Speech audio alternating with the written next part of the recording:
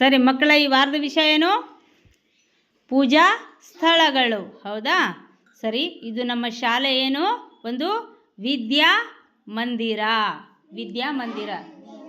ಹೌದಾ? ನಮ್ಮ ಮನೆಗಳಲ್ಲಿಯೂ ಕೂಡ ಒಂದು ಪೂಜಾ ಸ್ಥಳ ಅಂತ ಇರ್ತದೆ. ನಮ್ಮ ಶಾಲೆಯಲ್ಲಿಯೂ ಕೂಡ ಒಂದು ಸರಸ್ವತಿಯನ್ನು ಇಟ್ಟು ನಾವು ಪೂಜೆ ಮಾಡ್ತೀವಿ. ಹೌದಾ? ಸರಿ, ಯಾವ ಥರ ನಾವು ಪೂಜೆ ಮಾಡ್ತೀವಿ ಅಂತ ನೀವು ಮಾಡಬೇಕಪ್ಪ.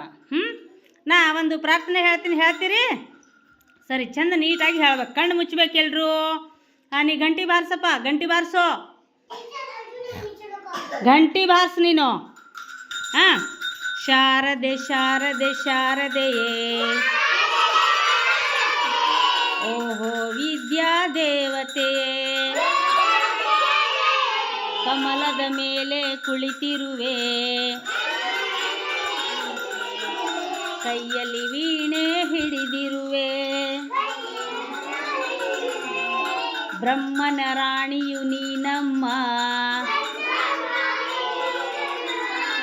ನಿನ್ನಯ ವಾಹನ ನವಿಲಮ್ಮ, ನಿಮ್ಮಯ ಮಕ್ಕಳು ನಾವಮ್ಮ, ನೀನೇ ನಮಗೆ ಗತಿಯಮ್ಮ, ನೀನೇ ನಮಗೆ ಗತಿಯಮ್ಮ. ಇದು ಶಾರದಾಂಬೆಯ ಒಂದು ಇದು ಪೂಜೆ. ಯಾವ ಥರ ಒಂದು ಗಂಟಿ ಬಾರಿಸ್ಬೇಕು, ಮತ್ತಂದ್ರೆ ದೇವರ ಎದುರುಗಡೆ ಅಗರಬತ್ತಿಯನ್ನು ಹಚ್ಚಬೇಕು, ದೀಪವನ್ನು ಹಚ್ಚಬೇಕು. ಹೌದಲ್ಲ? ಆ ದೇವರನ್ನು ಸರಿಯಾಗಿ ನಾವು ಅಲಂಕರಿಸಬೇಕು. ಹಾಂ, ಹಚ್ತೀನಿ, ದೀಪ ಹಚ್ತೀನಾ?